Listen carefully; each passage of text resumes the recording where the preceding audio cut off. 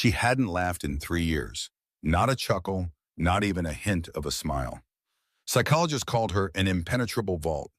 But that afternoon, when the former Marine with oil-stained hands sat beside her on the cold floor of a weathered garage in rural Pennsylvania and told a story about the Iraq War that caught her off guard, she laughed and her world began to crack open. The rain hammered down on the corrugated metal roof of Harmon's auto like 1,000 impatient fingers, each drop adding to the symphony that Frank Harmon had grown accustomed to over his 27 years of ownership. Outside the Pennsylvania countryside, disappeared behind sheets of water, turning the October afternoon as dark as dusk. Inside the garage smelled of motor oil coffee that had been sitting too long, and the comforting scent of old leather from the tattered workshop manual Frank had inherited from his father. Frank tightened the last bolt on the carburetor of a 1978 Chevy pickup, his weathered hands moving with practiced precision despite the arthritis that had begun to settle into his joints.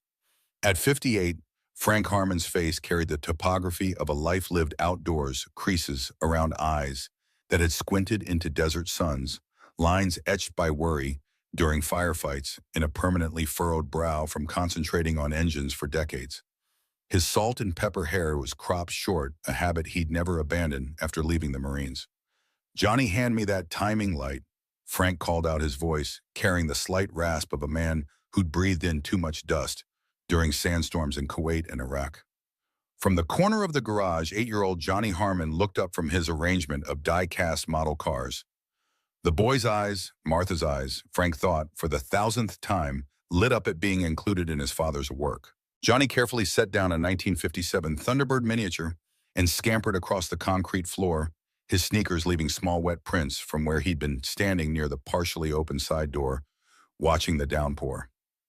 "This one, Dad?" Johnny asked, holding up the timing light with both hands, treating the tool with reverence. "That's it, buddy. Good man." Frank ruffled his son's sandy brown hair. "Want to see how it works?" Johnny nodded eagerly, and Frank lifted him up to see into the engine compartment. As Frank explained how the timing lights synchronized with the engine's firing sequence, he felt the familiar pang of gratitude mixed with sorrow. Martha should be here for this.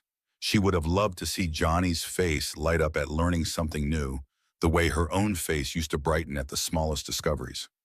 5 years had passed since Martha's battle with breast cancer had ended, leaving Frank to raise their son alone. She'd been a military nurse, tough as nails and twice as sharp. They'd met during his second deployment to the Gulf when a training accident had landed him in the medical unit with a dislocated shoulder. Martha had reset it with clinical efficiency, then surprised him by slipping him an extra pudding cup during evening rounds.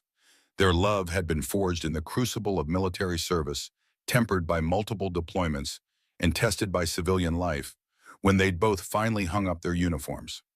The radio in the corner crackled through "Tuesday's Gone" by Lynyrd Skynyrd, the sound occasionally distorted by the storm's interference with the ancient antenna. Frank hummed along, his deep voice harmonizing with the melody. Music had been Martha's domain. She'd known all the lyrics to every song on the classic rock stations. But after she'd gone, Frank had made sure to keep the radio playing. It was one of the many ways he kept her memory alive in the garage she'd helped him purchase after his discharge. "Dad, can we work on the Mustang after you finish Mrs. Peterson's truck?" Johnny asked, eyes hopeful. Frank checked his watch. "We've got about an hour before closing. I think we can squeeze in some time." In the far corner of the garage, partially hidden under a custom car cover, sat Frank's pride and joy, a 1967 Ford Mustang Fastback Highland Green, just like the one from Bullitt.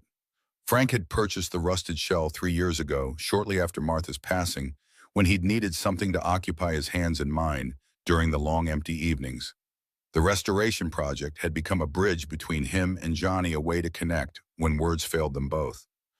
"I was thinking we could start on the interior today," Frank said, making a mental note to order the correct shade of upholstery for the back seats. The Mustang was more than just a car to him. It was a legacy he was rebuilding for Johnny, a tangible piece of American history they could share. The sudden flash of headlights through the rain-streaked windows interrupted Frank's thoughts. A vehicle had pulled into the gravel lot outside its high beams, cutting through the downpour. Not one of the locals Frank knew every truck and sedan in Oak Ridge by sight could identify, most by sound alone. This was something else entirely. "Looks like we've got a customer, buddy." Go ahead and start organizing those interior swatches for the Mustang. I'll be with you as soon as I can." Johnny nodded and headed back to his corner as Frank wiped his hands on a shop rag and moved toward the large bay door. Through the glass panels, he could make out the sleek silhouette of a Cadillac Escalade, midnight black and gleaming despite the rain. The kind of vehicle that usually bypassed Oak Ridge, entirely sticking to the interstate on its way to somewhere more significant. Frank pressed the button to raise the garage door, the mechanical groan joining the cacophony of the storm. The Escalade eased forward, water cascading off its polished hood as it entered the shelter of the garage. Frank noticed the Massachusetts plates and, more tellingly, the discreet MT logo on the driver's door. Morgan Technologies, the software empire that had revolutionized cybersecurity over the past decade. The driver's door opened and a broad-shouldered man in a tailored black suit emerged. Everything about him screamed, "Security." The alert eyes scanning the garage, the earpiece partially hidden by close-cropped hair, the slight bulge under his left arm, where a shoulder holster would sit. He looked absurdly out of place among the tool cabinets and engine hoists. "Are you the mechanic?" the man asked, his tone professional but clipped. Frank straightened unconsciously, falling into the stance he'd used when addressing superior officers. "Frank Harmon, this is my shop." "Sam Wilson, we've got a fuel relay issue. Car started making strange noises about 10 miles back, then the check engine light came on." The man Sam glanced back at the Escalade. "Can you take a look? We're on a tight schedule." "I can look, but parts for these newer models can take a day or two to arrive if needed," Frank replied, already moving toward the vehicle. Sam's jaw tightened. "We need to be in Pittsburgh by tomorrow morning." "I'll do what I can," Frank said, reaching for his diagnostic scanner. "You folks can wait in the office. There's coffee, might be a bit strong by now." Sam didn't move toward the office. Instead, he opened the rear passenger door of the Escalade, and Frank caught his first glimpse of the girl. She couldn't have been more than 17, with long dark hair that fell in carefully maintained waves over the shoulders of what Frank recognized as an expensive coat. Her face was striking, not conventionally pretty, but compelling, with high cheekbones and a delicate jawline that hinted at good breeding. But it was her eyes that made Frank pause. They were dark, almost black, in the garage's fluorescent lighting, and utterly vacant. Not sad, not angry, empty like windows into an abandoned house. "Miss Morgan will be delayed briefly. The mechanic needs to examine the vehicle," Sam said, his tone softening slightly. The girl, Miss Morgan, didn't respond. She simply stepped out of the car, moving with the mechanical precision of someone going through motions they'd rehearsed but found no joy in. Frank noticed her hands' long, slender fingers that looked like they should be playing a piano or violin, not clutching the small, leather-bound notebook she held like a shield. It took Frank a moment to make the connection. This had to be Elizabeth Morgan, daughter of Harrison Morgan, the tech mogul whose face graced the covers of business magazines and whose company's software protected everything from Pentagon databases to nuclear power plants. Frank had read about the family years ago, some tragedy involving the mother, if he recalled correctly. "The office is just through that door," Frank offered, pointing to the small room separated from the main garage by a glass partition. "It's not much, but it's warm." Elizabeth didn't acknowledge him. Instead, her gaze drifted across the garage until it landed on Johnny, still arranging his model cars in the corner. Without a word to either man, she walked directly toward the boy, her expensive boots making soft tapping sounds on the concrete floor. Sam made a move to follow, but Frank caught his eye and gave a slight shake of his head. Something told him to let this play out. Elizabeth stopped a few feet from Johnny's corner and simply stood there watching. After a moment, she lowered herself to the floor, carefully arranging her coat beneath her, and sat cross-legged on the concrete. She didn't speak, didn't smile, just sat and observed Johnny's meticulous arrangement of miniature vehicles.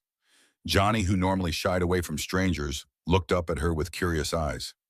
"Do you like cars?" he asked, his voice small but clear. Elizabeth didn't answer, but her gaze fixed on the 1957 Thunderbird model in Johnny's hand. "This one's a T-Bird," Johnny continued, seemingly unfazed by her silence. "Dad says these had the first backup lights as standard equipment." He held the model up for her inspection. "Want to hold it?" Frank watched, scanner forgotten in his hand, as Elizabeth hesitated, then slowly extended her hand. Johnny placed the die-cast car in her palm, and she brought it closer to her face, examining it with an intensity that seemed at odds with her previously vacant expression. I've got more, Johnny offered, pointing to his collection. I'm making a timeline of American automotive history. Dad helps me learn about each one. Sam cleared his throat, breaking the spell. Mr. Harmon, the vehicle. Frank nodded, tearing his eyes away from the strange tableau of the billionaire's daughter sitting on his dirty garage floor with his son. Right, let me take a look. As Frank connected his diagnostic scanner to the Escalade's computer system, he kept one eye on the corner.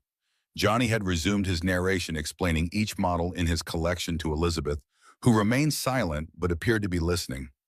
It was the most animated Frank had seen his son with anyone outside their immediate circle of garage regulars. The scanner beeped, confirming Sam's assessment, a faulty fuel relay likely triggered by the heavy rain and electrical interference. It was a relatively simple fix, but Frank would need to order the part. Good news and bad news, Frank told Sam, who had positioned himself where he could keep Elizabeth in his sightline. I can fix it, but I'll need to get the part from my supplier in Bedford. Won't arrive until tomorrow morning. Sam's expression darkened. That's not acceptable. Surely there's somewhere closer. Frank shook his head. Not for this model, not with the aftermarket security system you've got installed. I'm assuming Morgan Technologies has some custom modifications to this vehicle. A flicker of surprise crossed Sam's face. How did you know that? Frank tapped the scanner. Readings are different from standard. Military-grade encryption on the computer system, if I had to guess. Makes sense given who you work for. Sam studied Frank with newfound interest. You know your stuff? 27 years fixing cars plus some time keeping Humvees running in Kuwait and Iraq, Frank replied with a shrug. I've seen a few things. While they spoke, Frank noticed Elizabeth had opened her notebook and appeared to be sketching something. Johnny was watching his model cars temporarily forgotten. Look, I can call ahead to Pittsburgh, have another car waiting, Sam said, already reaching for his phone. We'll leave this one here and return for it later in the week. Frank nodded. Your call. I can start the diagnostic work today, order the part, and have you back on the road by noon tomorrow. Sam stepped away to make his call, and Frank took the opportunity to approach Johnny and Elizabeth. As he drew closer, he could see what she was drawing, a remarkably detailed sketch of Johnny's 1957 Thunderbird rendered with precise, confident strokes that spoke of formal training. That's really good, Frank said quietly, crouching down to their level. Elizabeth didn't look up, didn't acknowledge his presence at all. She continued drawing, adding minute details to the Thunderbird's chrome trim. She's making my T-Bird fancy, Dad, Johnny said with a grin. Look, she got all the little parts right. Frank studied the drawing. It wasn't just technically accurate, it captured something essential about the spirit of the car, giving the small toy a dignity and presence it hadn't possessed before. You've got a good eye, Frank said to Elizabeth, not expecting a response and not receiving one. Johnny's been collecting these since he was 4, started with Hot Wheels, now he's graduated to the detailed historical models. Johnny beamed. Dad knows everything about all of them. He can tell you what year they changed the headlights on Corvettes and why the '64 Mustang almost wasn't called a Mustang. Frank smiled. Not everything, buddy. Just enough to be dangerous at car shows. For just a moment, Frank thought he saw a flicker of something in Elizabeth's eyes, not quite interest, but perhaps the absence of emptiness. Then Sam returned, phone in hand. We've got a car meeting us in Bedford 40 minutes from here, he announced. Miss Morgan, we need to go. Elizabeth didn't move immediately. She finished the line she was drawing, then carefully tore the page from her notebook and placed it beside Johnny's collection. Only then did she rise, brushing imaginary dust from her coat with practiced movements. Thank you for letting us use your garage, Mr. Harmon, Sam said, professional once more. Send the bill to this address. He handed Frank a business card with the Morgan Technologies logo embossed in silver. Frank pocketed the card. I'll call when the car's ready. As Sam ushered Elizabeth toward the door where a town car was now waiting. Despite the downpour, Frank noticed she glanced back once at Johnny's corner. Her expression hadn't changed, but something about the set of her shoulders seemed different, less rigid perhaps. After they'd gone, Frank walked over to Johnny, who was carefully examining the drawing Elizabeth had left. She didn't say anything, Dad, Johnny said, looking up. Not one word, but she drew this. He held up the sketch. It's the best drawing of a car I've ever seen. Frank took the paper, studying the precise lines and detailed shading. In the corner, in an elegant script that spoke of years of private education, was a small signature EM. Elizabeth Morgan, Frank murmured, remembering where he'd heard the name before. 3 years ago, there had been a news story: the wife of tech billionaire Harrison Morgan killed in a car accident on their daughter's 14th birthday. The daughter had been in the car, but survived physically unharmed. Frank recalled Martha commenting on the tragedy while folding laundry, wondering aloud what would become of the poor girl. Now he knew. Elizabeth Morgan had survived, but something in her had gone silent. "Can we keep it, Dad?" Johnny asked, already clearing a space on the corkboard where he displayed his favorite Carfax and pictures. Frank nodded, handing the drawing back. "Sure, buddy, it's a gift. Now how about we close up early and work on that Mustang?" As Johnny pinned the drawing carefully to the board, Frank couldn't shake the image of Elizabeth's empty eyes. He'd seen that look before on the faces of young Marines after their first firefight, the 1,000-yard stare that spoke of trauma, too fresh to process. But those men had eventually found their way back with time and the right kind of support. He wondered if Elizabeth Morgan had anyone giving her that kind of time and space. The next morning broke clear and cold, the storm having blown itself out overnight, leaving behind puddles that reflected the crisp blue October sky. Frank arrived at the garage earlier than usual, eager to get the diagnostic work done on the Morgan vehicle before his regular customers began arriving. Johnny was spending the day with Frank's neighbor, Mrs. Callahan, who watched him when school was out, a retired teacher who treated Johnny like the grandchild she'd never had. Frank had just finished brewing the first pot of coffee when he heard the crunch of tires on gravel. Expecting his parts delivery, he was surprised to see a town car pull up beside the garage. Even more surprising was the passenger, who emerged Elizabeth Morgan alone this time with no sign of Sam or any other security personnel. She wore simpler clothes today: dark jeans, a gray cashmere sweater, and leather boots that looked expensive but practical. Her hair was pulled back in a simple ponytail, and she carried the same leather notebook from yesterday. In her other hand was a cardboard tray holding 2 coffee cups from the artisanal cafe in Bedford, 30 minutes away. Frank wiped his hands on a shop rag and opened the side door. "Good morning," he said, keeping his voice casual, as though Billionaire's daughter showed up at his garage every day. Elizabeth didn't respond verbally, but she held out the coffee tray, offering one of the cups to Frank. He accepted it with a nod of thanks, noticing the neat handwriting on the cup: "Black, no sugar for the mechanic." "Thank you," he said, taking a sip. It was good coffee, far better than the bargain brand he brewed in the garage's ancient percolator. "I've ordered the part for your car. Should be here in a couple of hours." Elizabeth nodded slightly, the first acknowledgement she'd given that she even heard him, and glanced around the garage, her dark eyes seeming to search for something. "Johnny's not here today," Frank said, correctly interpreting her look. "He's with the neighbor when there's no school. Teacher in service day." A flicker of disappointment crossed Elizabeth's face, so brief Frank almost missed it. Then she walked over to Johnny's corner, where his models remained arranged in their careful timeline. She stood looking at them for a long moment, then turned her gaze to the corkboard, where her drawing was now prominently displayed. Frank sipped his coffee, watching her. He'd learned in the Marines that sometimes the best thing to say was nothing at all. After a minute, Elizabeth settled onto the floor. In the same spot she'd occupied yesterday, opened her notebook and began to sketch. Frank took this as his cue to return to work. He pulled the Escalade into the center bay and began the process of accessing the fuel relay, the familiar routine of mechanical work, allowing his mind to wander. He wondered what Harrison Morgan would think if he could see his daughter now sitting cross-legged on the dirty floor of a rural Pennsylvania garage, silently drawing in a notebook, while a middle-aged mechanic fixed her family's car. The incongruity of it struck Frank as he worked, occasionally glancing over to check on his unusual guest. Elizabeth remained absorbed in her drawing for nearly an hour, her pencil moving with quiet confidence across the page. Frank had progressed to removing the faulty relay when she finally stood and walked over to the workbench nearest his bay. Without speaking, she set her notebook down where he could see it.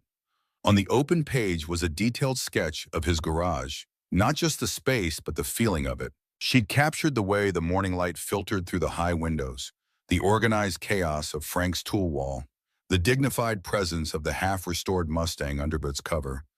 It was the garage as Frank himself saw it, not just a building, but a sanctuary. "You've got a real talent," Frank said, quietly studying the drawing. "You see things other people miss." Elizabeth didn't respond, but she remained standing beside him, her eyes on the sketch. I was working on the interior of that Mustang with Johnny yesterday. Frank continued, nodding toward the covered car. It's a 67 Fastback. Been restoring it for about 3 years now. Engine's done, bodywork's finished. Just need to complete the interior and detail work.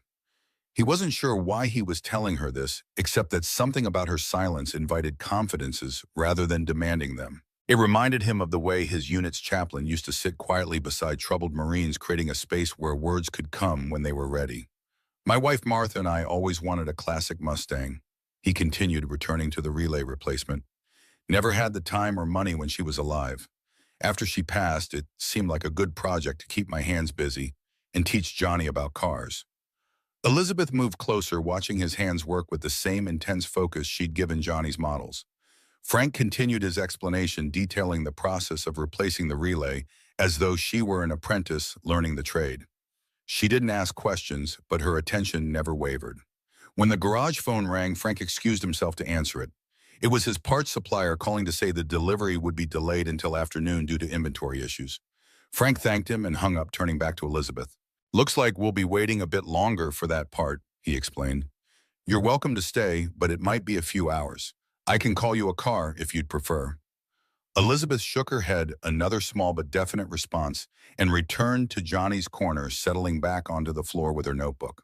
Frank continued working on the preliminary stages of the repair, then moved to Mrs. Peterson's truck, which needed an oil change before she picked it up at noon. The morning progressed in a strange but not uncomfortable silence, broken only by the classic rock station playing softly in the background and the occasional sound of Frank's tools against metal. Around 11, the side door opened, and Johnny burst in, his face flushed with excitement. Dad, Mrs. Callahan had to go to the dentist for an emergency, so she dropped me. He stopped short when he spotted Elizabeth, his eyes widening. You came back. Elizabeth looked up from her notebook, and Frank saw something remarkable. The corners of her mouth twitched slightly upward, not quite a smile, but the closest thing to one he'd seen on her face.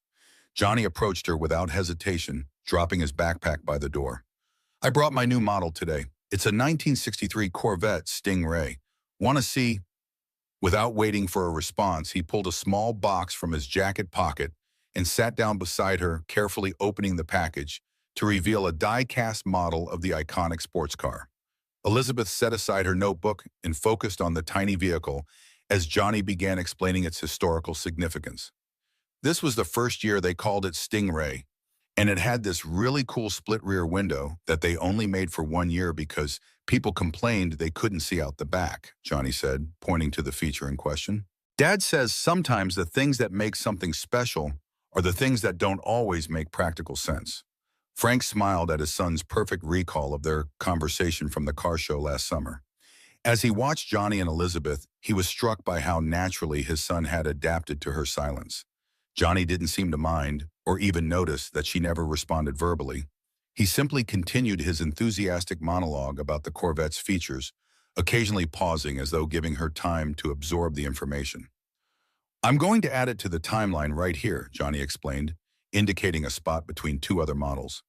Because historically, this was when American sports cars really started to compete with the European ones. Elizabeth nodded, another small but meaningful response. Then, to Frank's astonishment, she reached for her notebook, wrote something on a blank page, and turned it so Johnny could read it. Johnny's face lit up. Dad, she wants to know if she can help organize the timeline. Frank set down his wrench and walked over, curious. Elizabeth's elegant handwriting posed a simple question. May I help arrange them chronologically? Of course, Frank said, smiling at her. Johnny's been wanting to create a proper display. There's some balsa wood on the shelf over there we've been meaning to use for platforms. For the next hour, as Frank continued working on Mrs. Peterson's truck, Johnny and Elizabeth collaborated on a tiered display for his model car collection. Johnny chattered continuously, explaining each vehicle's significance, while Elizabeth arranged them with precise attention to historical accuracy. She wrote occasional notes in her book and showed them to Johnny, who responded with enthusiastic agreement or friendly debate about car facts. It was the most animated Frank had seen his son in months. Johnny had struggled to connect with children his own age since Martha's death, finding more comfort in the company of adults who shared his interest in cars and history. Watching him with Elizabeth, Frank realized his son had found a kindred spirit albeit an unlikely one. When the parts delivery finally arrived at 1 o'clock, Frank almost regretted it. He installed the new fuel relay, efficiently tested the Escalade systems, and confirmed the repair was complete. As he closed the hood, he glanced over at the corner where Johnny was showing Elizabeth how to use a small hand drill to create mounting holes in the display board. "Vehicle's ready," Frank announced, wiping his hands. "Good as new." Elizabeth looked up, and for the first time, Frank saw clear disappointment on her face. She set down the drill carefully and reached for her phone, typing something quickly. "Do you need me to call someone to pick you up?" Frank asked. She shook her head and showed him her phone screen. A ride-sharing app indicated a car was already en route, arriving in 7 minutes. "I see you've got it covered," Frank said with a nod. "The bill for the repair will go to the address on the card your driver gave me yesterday." Elizabeth nodded, then returned to Johnny to help him secure the last of the models to their new display. Frank watched them work, struck by the transformation in Elizabeth's demeanor since yesterday. She still hadn't spoken aloud, but her body language had shifted, less rigid, more present. The vacancy in her eyes had been replaced by focus and purpose as she helped Johnny complete his project. When the rideshare car pulled up outside, Elizabeth carefully packed her notebook and pencils into a small backpack Frank hadn't noticed before. She stood brushing dust from her jeans and looked at the completed car display with what might have been satisfaction. "Will you come back tomorrow?" Johnny asked, looking up at her with hopeful eyes. "We could start on the information cards for each car." Elizabeth hesitated, then reached for her notebook one last time. She wrote something, tore out the page, and handed it to Johnny before walking to the door. She paused there, looking back at the garage as though committing it to memory, then slipped outside to the waiting car. Johnny stared at the note in his hand, a grin spreading across his face. "Dad, she's coming back tomorrow, and she says my car knowledge is impressive and precise." Frank smiled, crossing the garage to look at the note. The elegant handwriting read, "Your knowledge is impressive and precise. I'll return tomorrow at 10 a.m. if that's acceptable. Elizabeth." "Looks like you've made a friend, buddy," Frank said, ruffling Johnny's hair. "A very unusual friend." That evening, after Johnny had gone to bed, Frank sat at the kitchen table with his laptop, something he rarely did. His fingers, more accustomed to wrenches than keyboards, moved awkwardly as he typed Elizabeth Morgan into the search engine. The results confirmed what he'd pieced together. Elizabeth Morgan, 17 years old, only child of Harrison Morgan, founder and CEO of Morgan Technologies. Her mother, renowned concert pianist Sophia Keller Morgan, had died 3 years ago in a car accident on the evening of Elizabeth's 14th birthday. They had been returning from a performance at the New England Conservatory where Elizabeth, a musical prodigy like her mother, had played violin in a student showcase. According to the articles, Elizabeth had been in the car, but escaped with minor physical injuries in the years since she had withdrawn from public life completely. The most recent mention was a small piece in a Boston Society column, noting that Elizabeth had withdrawn from her prestigious private school in favor of home education and had declined to continue her musical studies despite exceptional promise.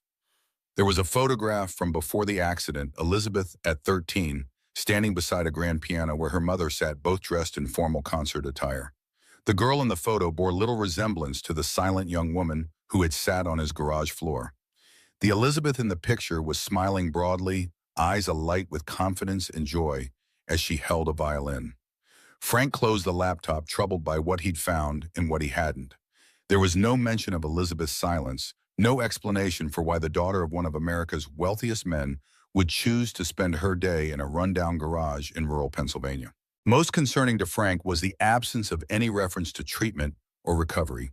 Surely a man with Harrison Morgan's resources would have secured the best psychological care for his daughter. As he rose to turn in for the night, Frank's gaze fell on a photograph on the refrigerator.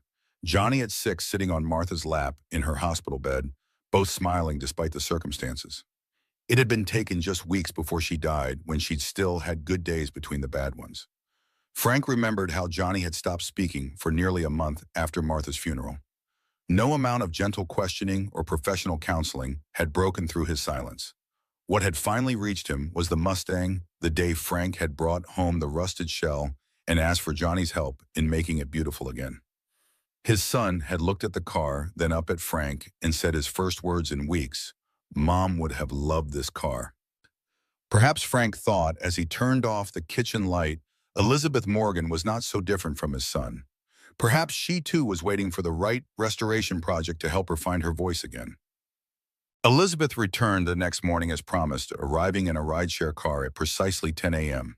She carried a larger backpack today, and when Johnny eagerly helped her unpack it, Frank saw she had brought professional-grade art supplies, colored pencils, fine-tipped markers, and heavyweight paper. For the next several hours, as Frank worked on a timing belt replacement for a regular customer, Elizabeth and Johnny created information cards for each model car in the collection. Johnny provided the facts, Elizabeth rendered them in artistic typography and illustrations that transformed simple car data into miniature works of art. The routine continued for a week. Each morning, Elizabeth would arrive at 10, sometimes bringing coffee for Frank or a new model car for Johnny's collection. She never spoke aloud, communicating through notes, nods, and the occasional text message. Johnny chattered enough for both of them, sharing car facts, school stories, and his dreams of becoming an automotive engineer, like the guys who designed the original Mustang.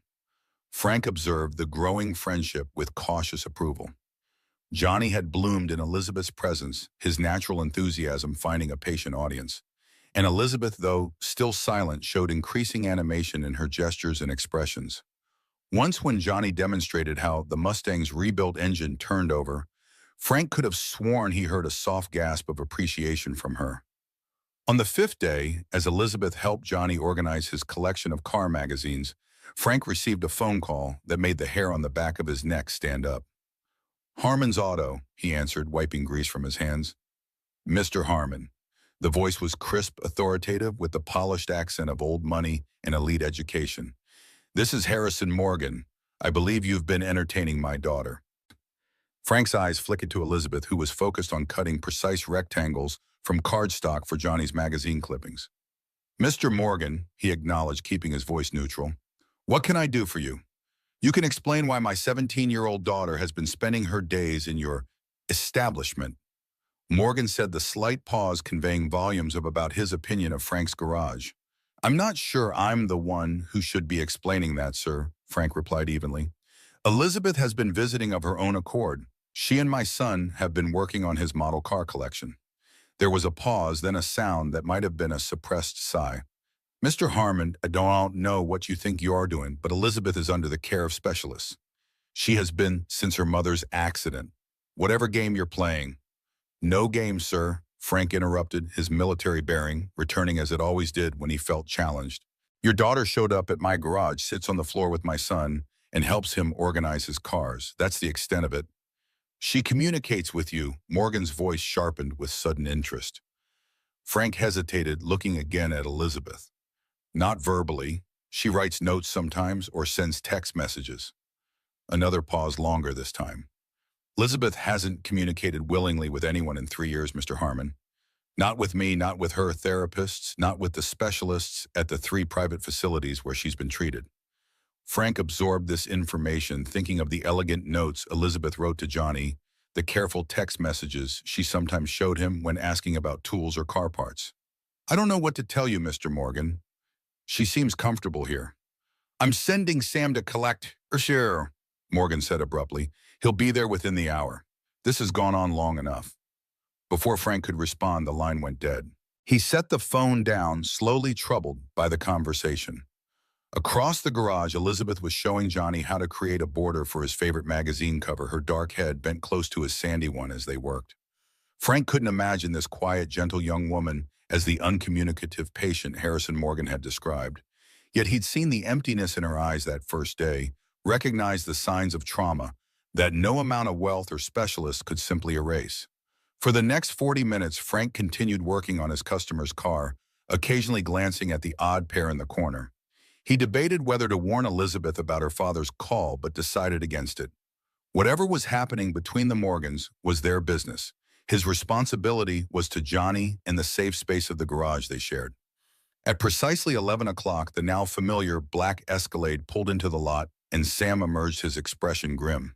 Elizabeth, who had been in the midst of demonstrating a shading technique to Johnny, went completely still, her pencil freezing mid-stroke. Frank wiped his hands and walked over to meet Sam at the side door. "Morning," he said, keeping his tone casual. Sam nodded curtly. "I'm here for Miss Morgan." "I figured," Frank replied. He stepped aside to allow Sam entry, but positioned himself where he could intervene if necessary. "She's with my son." Sam's eyes found Elizabeth, and Frank saw a flash of genuine surprise cross the security man's face. "She's working on an art project. Model car display," Frank explained. "Johnny's hobby. She's been helping him with the design and information cards." Sam approached cautiously as though expecting Elizabeth to bolt. "Miss Morgan, your father has asked me to bring you home." Elizabeth looked up, and Frank saw the change immediately. The light in her eyes dimmed, her posture stiffened, and the almost animation of moments before vanished behind a mask of careful neutrality. She set down her pencil with deliberate precision and began packing her supplies. Johnny watched in confusion. "Are you leaving? We haven't finished the Shelby section." Elizabeth didn't respond, her movements becoming increasingly mechanical as she closed her backpack. Frank recognized the behavior from his military days, the shutting down that happened when a situation became emotionally untenable. "Johnny, why don't you show Sam the display you and Elizabeth have been working on?" Frank suggested, crouching beside his son. "I bet he'd like to see the 1970s Chevelle SS you added yesterday." Johnny hesitated, glancing between his father and Elizabeth, then nodded. "It's the one with the twin racing stripes," he told Sam, pointing to the model in question. It had a 454 cubic inch V8 engine that made 360 horsepower. As Johnny drew Sam's attention to the display, Frank moved closer to Elizabeth. "You okay?" he asked quietly. She remained still, eyes fixed on her backpack. "You're welcome back any time," Frank continued, keeping his voice low enough that only she could hear. "This garage has been here 27 years. It'll be here tomorrow, too." For a moment, Elizabeth's hands stilled. Then, in a movement so quick Frank almost missed it, she tore a page from her notebook and slipped it under the model of the 1967 Mustang Fastback, the same model as the car Frank was restoring. "Miss Morgan, we need to go," Sam called, having extricated himself from Johnny's enthusiastic explanation of muscle car engine displacements. Elizabeth stood backpack clutched to her chest and walked toward the door without looking back. The emptiness had returned to her eyes, the vacancy that Frank had watched gradually fill over the past week now complete again. After they'd gone, Johnny turned to Frank, his young face troubled. "Did I do something wrong, Dad? Why didn't she say goodbye?" Frank wrapped an arm around his son's shoulders. "You didn't do anything wrong, buddy. Sometimes people have complicated lives, especially grown-ups." "But Elizabeth isn't a grown-up," Johnny pointed out. "She's a teenager." "You're right," Frank acknowledged, "but she's dealing with grown-up problems." He nodded toward the car display. "Why don't you show me what you two accomplished today?" As Johnny began explaining their organizational system, Frank noticed the corner of paper sticking out from beneath the Mustang model. When Johnny moved to the next section, Frank carefully extracted the note. In Elizabeth's elegant handwriting were 7 words that made his heart ache. "Thank you for making me feel human again." Frank refolded the note and slipped it into his shirt pocket next to the space where he still carried Martha's wedding ring on a chain. Some messages weren't meant to be shared even with Johnny. That evening, as Frank was closing up the garage, a different black car pulled into the lot. A Rolls-Royce Ghost, its sterling silver Spirit of Ecstasy hood ornament catching the last rays of the setting sun. Frank straightened instinctively, wiping his hands on his work pants, as a tall, distinguished man emerged from the driver's seat. Harrison Morgan looked exactly like his pictures in business magazines, tall, impeccably groomed, with silver-streaked dark hair, and the confident bearing of a man accustomed to command. His tailored suit probably cost more than Frank's monthly mortgage payment, and his shoes gleamed with the high polish of someone who had others to worry about mud and rain. "Mr. Harmon," Morgan said, extending his hand, "I believe we spoke earlier." Frank accepted the handshake, noting the man's firm grip and the slight calluses that suggested Morgan wasn't entirely removed from hands-on work. "Mr. Morgan, didn't expect to see you in person." Morgan's eyes, the same deep brown as his daughter's, surveyed the garage with clinical assessment. "I make it a point to personally investigate situations involving Elizabeth's well-being." The implied criticism wasn't lost on Frank, but he let it pass. "She's not here if that's what you're checking." "I'm aware she's at home with her caretaker." Morgan's gaze settled on Johnny's car display prominently positioned on a workbench. "This is the project my daughter has been working on." Frank nodded. "My son's a collection. Elizabeth's been helping him organize and document it." Morgan moved closer to the display, examining the information cards, with their blend of Johnny's carefully printed facts and Elizabeth's artistic embellishments. He touched one card, gently tracing the outline of a perfectly rendered 1963 Corvette Stingray. She was drawing again, he asked, his voice losing some of its edge. Every day, Frank confirmed. She has real talent. Morgan nodded slowly. She gets that from her mother. Sophia could have been a professional artist if she hadn't been an even more gifted musician. He straightened, turning back to Frank with renewed authority.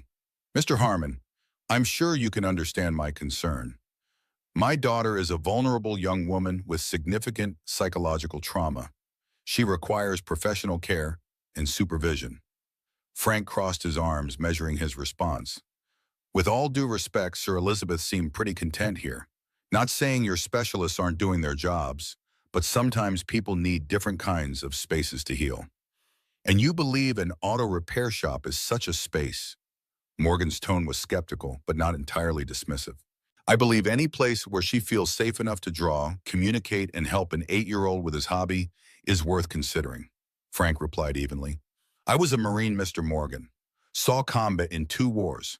Some of the best therapy I got wasn't in the VA offices. It was in places like this, working with my hands, focusing on something I could control when everything else felt chaotic. Something shifted in Morgan's expression, a brief crack in the corporate facade, revealing a glimpse of a father's pain. Elizabeth hasn't laughed in 3 years, Mr. Harmon. Not once since the night her mother died. The specialists say she's experiencing persistent traumatic mutism complicated by severe depression. Frank thought of Elizabeth's intense focus as she helped Johnny drill mounting holes in the display board, the almost smile when his son explained why the 1969 Charger was his favorite muscle car. Not laughter, perhaps, but not emptiness either. Johnny didn't speak for a month after his mother died, Frank said quietly. No amount of counseling helped. What finally got him talking was this. He gestured to the partially restored Mustang. Sometimes the path back isn't through talking about what hurts. Sometimes it's through building something new. Morgan was silent for a long moment, studying the Mustang with newfound interest. The 1967 Fastback, Bullet Edition. Frank nodded, impressed despite himself. Original 390 V8 4-speed manual. Took me a year just to find the correct carburetors. My father had one, Morgan said unexpectedly. Not the Highland green, he had the Acapulco blue. Used to let me help him change the oil when I was a boy. His voice held a note of nostalgia that humanized him in a way his perfect suit could not. Frank sensed an opening. Johnny and I work on it every weekend. It's almost finished, just completing the interior and some detail work. Morgan turned back to the car display, his expression unreadable. Elizabeth's birthday is next week. She'll be 18. He paused, then added, the accident happened on her 14th birthday. We were driving home from her violin recital. The roads were wet. A truck driver fell asleep at the wheel across the median. Frank remained silent, recognizing the rare moment when a man like Morgan would share something so personal with a stranger. I was on a conference call. Morgan continued, his voice tight. Tokyo office. I switched cars at the last minute, took the company vehicle so I could finish the call. Elizabeth went with her mother in the Bentley. If I had been there, he stopped abruptly, composing himself with visible effort. When he spoke again, his voice had regained its corporate polish. Elizabeth will not be returning to your garage, Mr. Harmon. While I appreciate the interest you've taken in her welfare, she requires professional treatment, not amateur mechanics in model cars. Before Frank could respond, Morgan reached into his jacket and withdrew an envelope. For your time, he said, holding it out. Frank didn't take it. Not necessary, sir. Elizabeth was a guest, not a customer. Morgan's eyes narrowed slightly. This isn't a token, Mr. Harmon. This is compensation commensurate with the disruption to your business. No disruption, Frank replied firmly. My son enjoyed her company. No charge for that. Morgan studied him for a moment, then returned the envelope to his pocket. As you wish. He turned to leave, then paused. My daughter has seen 12 specialists in 3 years, Mr. Harmon. Psychiatrists with degrees from Harvard and Johns Hopkins. Trauma experts who've worked with war refugees. Art therapists, music therapists, equine therapists. None of them have gotten her to engage the way your son apparently did with his toy cars. Frank heard the question beneath the statement. Johnny doesn't expect anything from her, he said simply. He's just happy to have someone listen to him talk about carburetors and horsepower ratings. No pressure, no expectations, just sharing something he loves. Morgan nodded slowly as though filing away this information for later analysis. Good evening, Mr. Harmon. As the Rolls-Royce glided out of the lot, Frank stood in the doorway of his garage, watching until the taillights disappeared around the bend. Something told him this wasn't the end of the story, just the end of the first chapter. Inside, he walked over to Johnny's display and straightened one of the information cards that had been knocked slightly askew. Elizabeth's drawing of a classic car engine rendered in exquisite detail adorned the corner, bringing life to Johnny's carefully documented specifications. Frank thought of the note in his pocket, 7 words that spoke volumes about the silence in which Elizabeth had been living. Thank you for making me feel human again.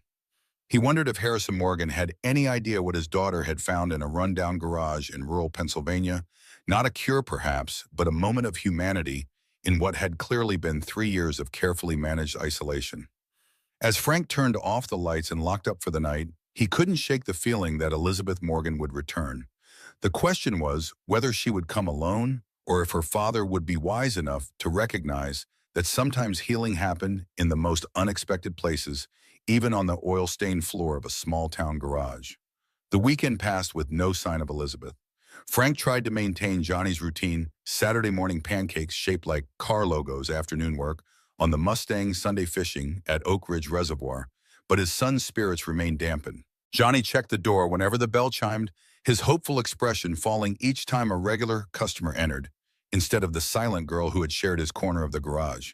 Do you think she's mad at me, Dad? Johnny asked Sunday evening as Frank tucked him into bed, the room illuminated by the glow-in-the-dark constellation stickers Martha had placed on the ceiling years ago. Frank smoothed his son's sandy hair back from his forehead. No, buddy, I don't think she's mad at you at all. Then why didn't she come back? We didn't finish the muscle car section. Frank chose his words carefully. Sometimes people have complicated lives, Johnny, especially people like Elizabeth. Her father, he might have different ideas about where she should spend her time. Johnny considered this, his young face serious in the dim light. Her dad doesn't understand about cars, does he? Frank smiled despite himself. I don't think that's the main issue, but no, he probably doesn't understand about cars the way we do. That's sad, Johnny declared with the straightforward compassion of childhood. Cars are important. They connect people. Frank thought of Harrison Morgan standing in his garage, briefly reminiscing about his father's Mustang before the corporate mask had slipped back into place. You're right about that, buddy, more than most people realize. After Johnny fell asleep, Frank sat at the kitchen table with a cup of coffee, turning Elizabeth's note over in his hands. 7 simple words that revealed the depth of what she'd been missing. Not therapy or treatment or management, just the basic dignity of being treated as a person rather than a problem to solve. Frank understood that need better than most. After his second tour in Iraq, he'd come home with invisible wounds that no amount of VA counseling seemed to touch. The well-meaning therapist had labeled him PTSD, adjustment disorder, hypervigilance, cataloging his symptoms like parts in a manual. It wasn't until he had reopened his father's garage, feeling the familiar weight of tools in his hands and the satisfaction of fixing what was broken, that he'd begun to feel human again. He wondered if Harrison Morgan, with all his resources and specialists, had ever considered that his daughter might need the same thing, not another treatment protocol, but a place where she could simply exist without being constantly evaluated. Monday morning brought a steady stream of regular customers to Harmon's Auto. Mrs. Peterson needed her wipers replaced before the forecasted rain. Old Jim Halloran's Buick had a persistent knock that Frank diagnosed as a failing water pump. By noon, the familiar rhythm of the garage had almost pushed thoughts of Elizabeth Morgan to the back of Frank's mind. Almost. The bell chimed at 2:17 p.m. and Frank looked up from the brake job he was finishing to see Sam Wilson standing in the doorway, his broad shoulders filling the frame. The security man wasn't in his usual suit, but dressed in casual clothes, dark jeans, and a charcoal sweater that still somehow managed to look expensive. Mr. Harmon, Sam nodded, stepping into the garage. Frank wiped his hands on a shop rag. Sam, didn't expect to see you again. Sam's expression remained professionally neutral. Mr. Morgan asked me to deliver this personally. He held out a manila envelope. Frank accepted it cautiously. What is it? Information you should have, Sam replied cryptically. He glanced around the garage. Your son's not here. School day, Frank said, setting the envelope on his workbench unopened. He'll be at the neighbors until 5. Sam nodded, lingering instead of leaving immediately. After a moment, he spoke again. I've worked for the Morgan family for 7 years. Been with Elizabeth since before the accident. Frank waited, sensing there was more coming. Saturday was the first time I've seen her draw in 3 years. Sam continued, his professional demeanor softening slightly. She used to sketch constantly in the car during flights at her mother's rehearsals. After the accident, she stopped. Completely. Wouldn't even hold a pencil when the art therapists tried to engage her. Frank absorbed this information silently. Yesterday, she spent 4 hours in her room with the door locked, Sam said. When she came out, there were pencil shavings on her sleeve. He met Frank's eyes directly. I thought you should know that. Before Frank could respond, Sam turned and left the bell, chiming softly behind him. Frank stared at the manila envelope for a long moment before opening it. Inside was a collection of newspaper clippings, medical summaries, and photographs, a dossier on Elizabeth Morgan that revealed far more than any internet search could provide. The earliest clippings showed Elizabeth at age 7 accepting a youth music award, her small hands cradling a violin nearly as big as she was.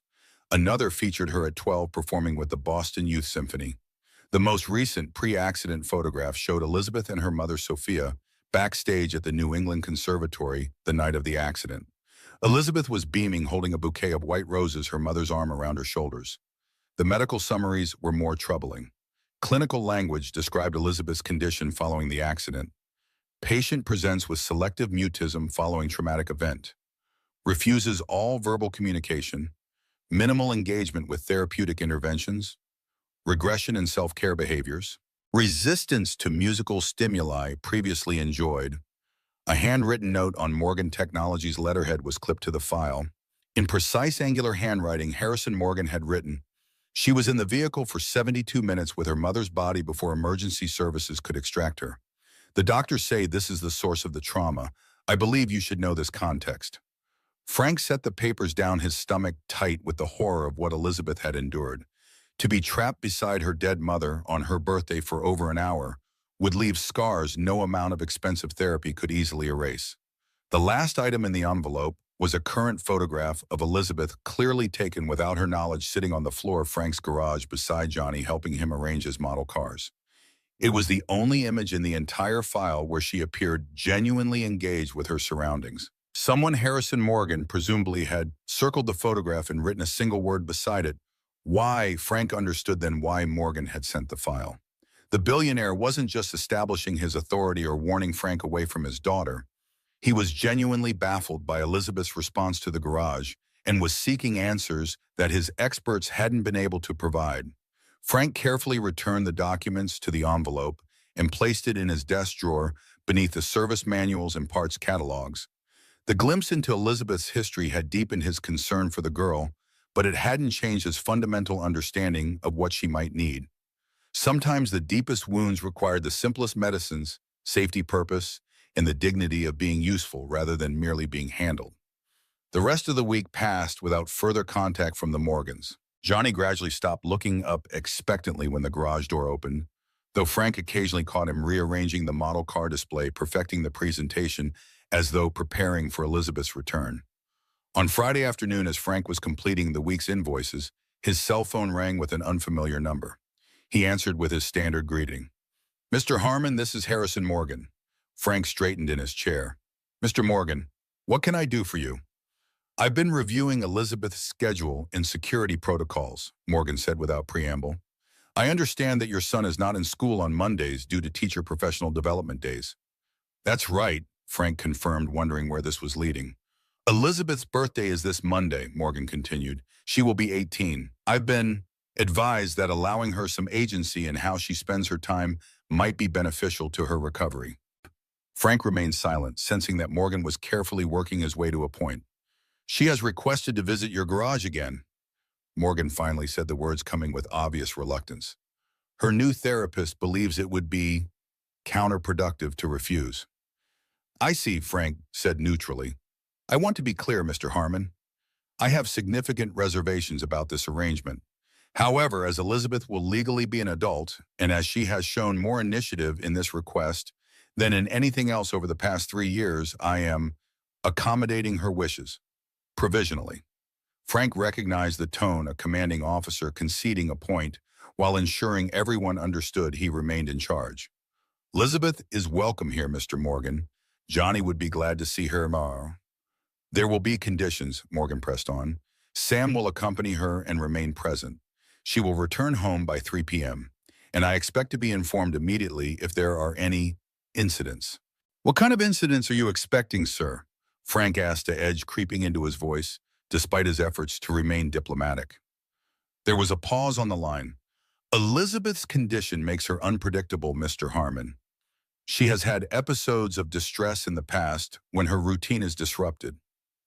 Frank thought of the quiet, focused young woman who had spent hours helping Johnny organize his collection, her movements deliberate and her attention steady.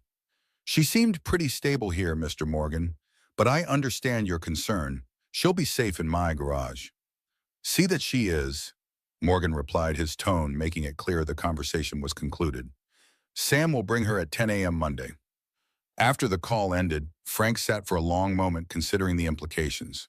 Elizabeth would be legally an adult on Monday, no longer subject to her father's direct control, at least in theory. Yet Morgan's arrangements suggested he had no intention of truly relinquishing that control, birthday or no birthday. Frank understood parental worry. He'd lain awake countless nights after Martha's death checking on Johnny repeatedly, irrationally fearful that he might lose his son too. But there was something more at work in Morgan's approach, a need to manage and contain that went beyond normal protective instincts. Frank glanced at the clock. Almost time to pick up Johnny from school. He'd tell his son the good news: Elizabeth would be returning on Monday. Johnny's excitement would be tempered by the revelation that it was her birthday, sending him into a flurry of planning what Frank knew would inevitably involve cars, art supplies, and probably too much sugar. As he locked up the garage, Frank found himself looking forward to Monday with cautious optimism. Elizabeth Morgan was coming back to Harmon's Auto on her 18th birthday, her first birthday as an adult, and the 4th anniversary of the worst day of her life. It was a convergence that felt significant, though Frank couldn't have articulated exactly why it tried. Monday morning dawned clear and crisp, the October air carrying the first hint of the winter to come. Frank arrived at the garage earlier than usual, Johnny practically bouncing with excitement beside him. They had spent Sunday afternoon preparing Johnny, selecting his newest model cars to show Elizabeth. Frank giving the garage a more thorough cleaning than it typically received. Do you think she'll like the card I made? Johnny asked for the third time, carefully removing a handmade birthday card from his backpack. He'd spent hours on it, drawing a detailed Mustang fastback, surrounded by birthday candles with Happy 18th Birthday, Elizabeth, emblazoned across the top in his neatest printing. I think she'll love it, buddy, Frank assured him, unlocking the garage door. Remember what we talked about, though. Today might be a complicated day for Elizabeth. It's her birthday, but it's also the day her mom died, Johnny finished solemnly. I remember, Dad. That's why I put the special message inside. Frank nodded, touched by his son's sensitivity. Inside the card, Johnny had written, "It's okay to be happy and sad on the same day. That's what Dad says about Mom's birthday now that she's in heaven." At precisely 10 a.m., the black Escalade pulled into the lot. Sam emerged first, scanning the area with professional thoroughness before opening the rear passenger door.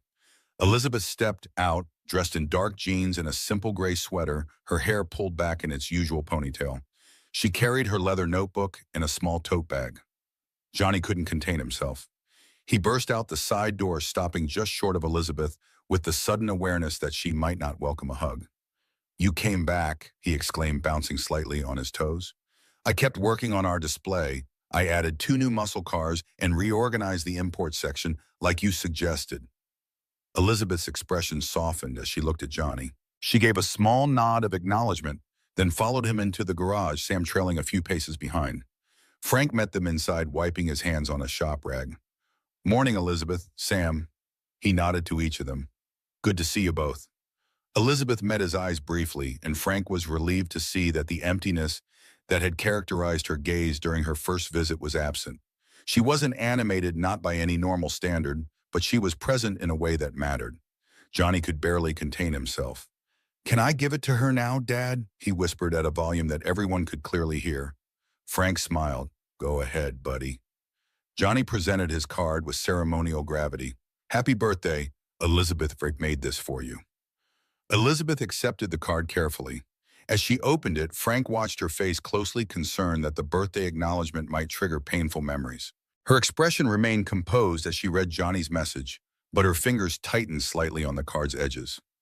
After a moment, she reached for her notebook, wrote something, and showed it to Johnny. Johnny beamed. Dad, she says it's the best card she's ever gotten, and she wants to see what we've added to the collection. The tension in the garage eased as Johnny led Elizabeth to their corner, immediately launching into a detailed explanation of the changes he'd made to the display in her absence. Sam positioned himself near the door, maintaining a watchful presence while giving Elizabeth space. Frank returned to the Chevy he'd been working on, but kept one eye on the pair in the corner. Elizabeth seemed more comfortable today, her movements less hesitant as she examined the new models Johnny had added. She wrote occasional notes to him, each one sending Johnny into excited elaboration on whatever car fact she'd inquired about. Around 11, as Frank was finishing the Chevy's tune-up, he noticed Elizabeth opening her tote bag. She removed a carefully wrapped package and presented it to Johnny, whose eyes widened in surprise. For me, but it's your birthday, Johnny exclaimed, accepting the gift with reverence. Elizabeth nodded, gesturing for him to open it. Johnny unwrapped the package with uncharacteristic care, gasping when he revealed what was inside: a professional-quality hardbound sketchbook and a set of artist pencils similar to the ones Elizabeth used. Wow, Johnny breathed, running his fingers over the sketchbook's cover. These are just like yours. Elizabeth wrote something in her notebook and showed it to him. You think I can learn to draw cars like you do? Johnny read aloud, his face lighting up. Yes. Will you teach me? Dad says I draw good for my age, but I want to make them look real like yours. Elizabeth nodded. Opening the sketchbook to the first page, where Frank could see she had already begun a step-by-step guide to drawing a classic car in profile. For the next hour, the garage was filled with the quiet sounds of Johnny's concentrated efforts as Elizabeth guided him through the basics of perspective and proportion. Frank completed his work on the Chevy, called the owner to report it was ready, and started on an oil change for his next appointment. The peaceful routine was interrupted at noon when the garage door opened and Harrison Morgan stepped inside. The atmosphere shifted immediately. Sam straightened from his relaxed posture against the wall. Elizabeth went completely still, her pencil freezing mid-stroke.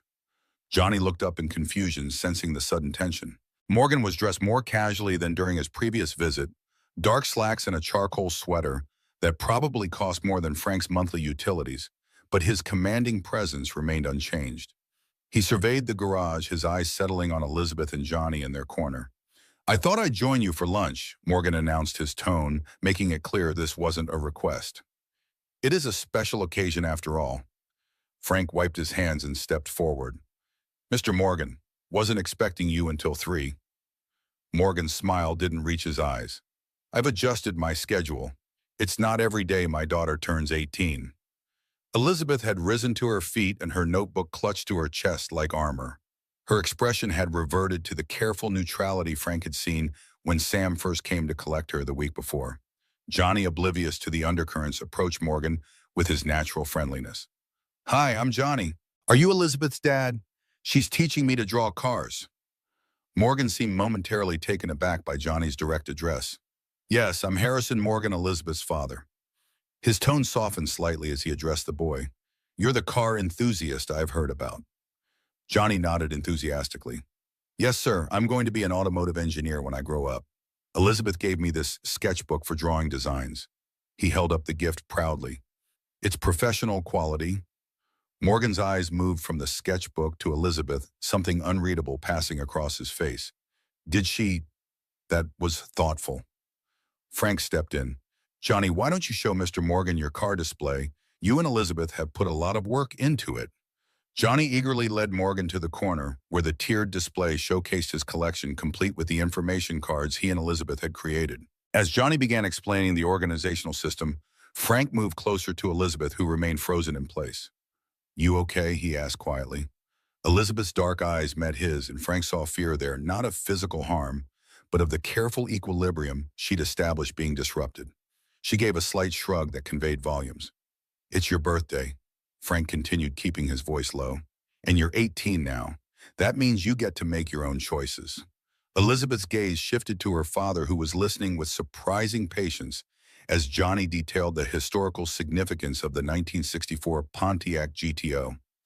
Your dad's trying, Frank acknowledged. That counts for something. Elizabeth opened her notebook and wrote quickly, he wants me back at the treatment center in Boston tomorrow. Frank's jaw tightened, but he kept his expression neutral. Is that what you want? Her pencil hovered over the page for a long moment before she wrote, I don't know what I want. I just know what I don't want. Before Frank could respond, Morgan approached, having extracted himself from Johnny's automotive history lesson. Elizabeth, I've made reservations at the Bedford Inn for lunch. Private dining room. His tone made it clear he expected compliance. Elizabeth glanced at Frank, then back at her father. She wrote in her notebook and held it up. Can Johnny and Frank come too? Morgan's surprise was evident. He looked from Elizabeth to Frank and Johnny, clearly recalibrating his plans. I had envisioned a family lunch, he said carefully. Elizabeth's expression didn't change, but her grip on the notebook tightened. Frank stepped in. Johnny and I have leftover pizza planned for lunch, Mr. Morgan. You two should enjoy your reservation. Johnny, picking up on the tension, moved to Elizabeth's side. But it's her birthday. We were going to put a candle in a Twinkie and sing the birthday song. Morgan's expression softened fractionally at Johnny's disappointment. Perhaps we could delay our reservation for a short birthday observation here. It wasn't a gracious concession, but it was a concession nonetheless. Frank nodded. Johnny, why don't you get the Twinkies from my office? They're in the bottom drawer. As Johnny scampered off, an awkward silence fell over the garage. Elizabeth had returned to her notebook, sketching something with quick, nervous strokes. Morgan examined the half-restored Mustang with feigned interest. Sam remained by the door, professional and impassive. Frank searched for neutral ground. Johnny tells me Elizabeth's been teaching him some drawing techniques. He's always been interested in design, but hasn't had much formal instruction. Morgan nodded stiffly. Elizabeth inherited her mother's artistic talent. Sophia could have been a professional artist if she hadn't been such a gifted musician. Elizabeth mentioned she played violin, Frank said, carefully steering the conversation towards safer waters. Played is past tense, Morgan replied, a hint of bitterness creeping into his tone. She hasn't touched an instrument since the accident. The therapists say the association with her mother is too painful. Frank glanced at Elizabeth, who had stopped sketching and was staring intently at her notebook. Sometimes people need to find their own way back to the things they loved, he offered, on their own timeline. Morgan's jaw tightened. It's been 3 years, Mr. Harmon. The specialists have tried every approach: music therapy, art therapy, traditional talk therapy, EMDR medication. Nothing has broken through until apparently your garage. The last words carried a mix of resentment and genuine bewilderment that Frank chose not to address directly. Johnny has that effect on people, he said instead. No agenda, just enthusiasm. Johnny returned triumphantly with a box of Twinkies and a single blue candle. Dad said we should wait for your birthday until you came back, he told Elizabeth. We got your favorite color candle. Frank wondered how Johnny could possibly know Elizabeth's favorite color, but the slight softening of her expression suggested his son had guessed correctly. What followed was perhaps the strangest birthday celebration Frank had ever witnessed. Johnny arranged a Twinkie on a clean shop rag, inserted the blue candle with ceremonial gravity, and used Frank's lighter to ignite it. Harrison Morgan, billionaire CEO of one of America's most powerful tech companies, stood awkwardly in a rural Pennsylvania garage while an 8-year-old boy led a slightly off-key rendition of Happy Birthday to his silent daughter. Elizabeth's face remained composed throughout, but as Johnny urged her to make a wish, Frank caught a glimpse of something in her eyes, a flicker of genuine emotion breaking through the careful neutrality. She closed her eyes briefly, then blew out the candle with a gentle puff. Johnny cheered.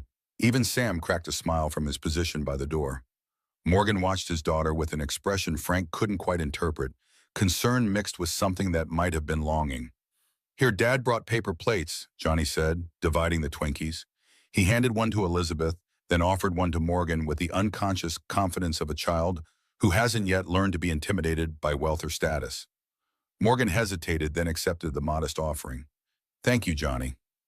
Frank watched in amazement as Harrison Morgan, dressed in clothing that probably cost more than Frank's monthly mortgage payment, took a small bite of a Twinkie in a gesture of paternal solidarity. The absurdity of the moment wasn't lost on Frank, but neither was its importance. For perhaps the first time in years, Morgan was meeting his daughter on neutral ground, participating in her chosen celebration, rather than orchestrating an experience he deemed appropriate. After the impromptu party, Morgan checked his watch. "Our reservation is in 20 minutes, Elizabeth. We should be going." Elizabeth looked at Johnny, who was happily finishing his Twinkie, then at Frank. She opened her notebook and wrote, "Thank you for the birthday celebration." "Anytime," Frank replied with a smile. "Happy birthday, Elizabeth." Johnny wiped cream filling from his mouth with the back of his hand. "Will you come back tomorrow? We can work on drawing that '69 Charger you were showing me." Before Elizabeth could respond, Morgan interjected. "Elizabeth has appointments tomorrow in Boston, important medical consultations we've had scheduled for months."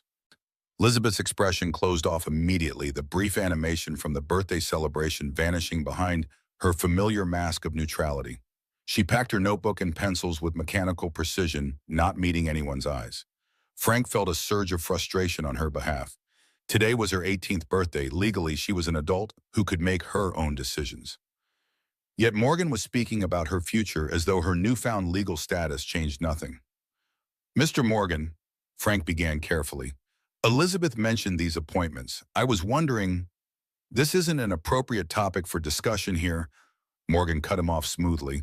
"Elizabeth's medical care is complex and private." Frank held his ground. "I understand that, sir, but Elizabeth is 18 today, legally an adult." Morgan's expression hardened. "Are you presuming to advise me on my daughter's care, Mr. Harmon?" "No, sir," Frank replied evenly. "Just suggesting that Elizabeth might have some say in her treatment plan now." The garage fell silent. Johnny, sensing the tension, moved closer to Frank. Sam shifted his weight, clearly uncomfortable with the confrontation. Elizabeth remained perfectly still, her backpack clutched to her chest. Morgan's voice was dangerously quiet when he spoke again. "My daughter has been under specialized care for 3 years, Mr. Harmon. Her condition requires ongoing professional treatment that I have the resources to provide. While I appreciate the diversion your garage has offered, let's not confuse a few afternoons of drawing cars with actual therapeutic progress."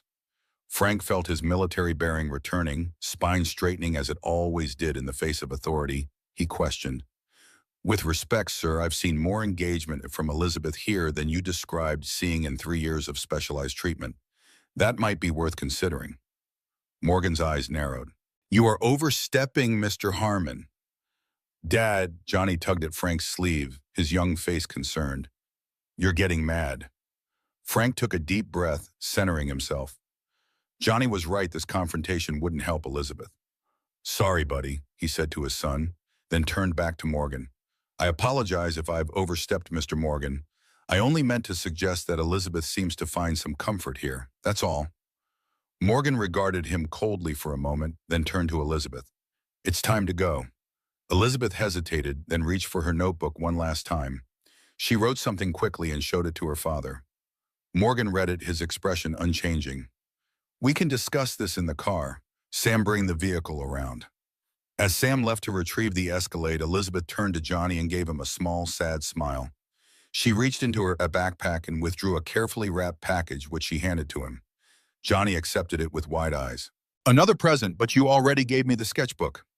Elizabeth nodded, gesturing for him to open it. Inside was a detailed scale model of a 1967 Ford Mustang Fastback in Highland Green, the exact model Frank was restoring in the garage. But this wasn't a standard die-cast toy. It was a museum-quality replica with opening doors, hood and trunk, detailed engine compartment, and perfect interior upholstery. "Wow," Johnny breathed, turning the model carefully in his hands. "This is the most amazing model I've ever seen. Look, Dad, it's exactly like ours." Frank examined the model, impressed by its craftsmanship. "That's really something, Elizabeth. Thank you." Elizabeth wrote a quick note, "To continue your education." The Mustang represents American ingenuity and freedom. Johnny read it aloud, stumbling slightly over ingenuity, but grasping its meaning. "It sure does. Dad says the Mustang changed everything about American cars.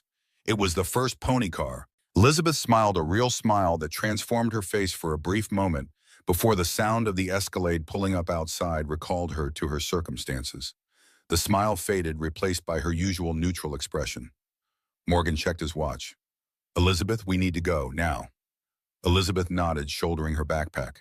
She gave Johnny one last look, then turned and followed her father out of the garage without a backward glance.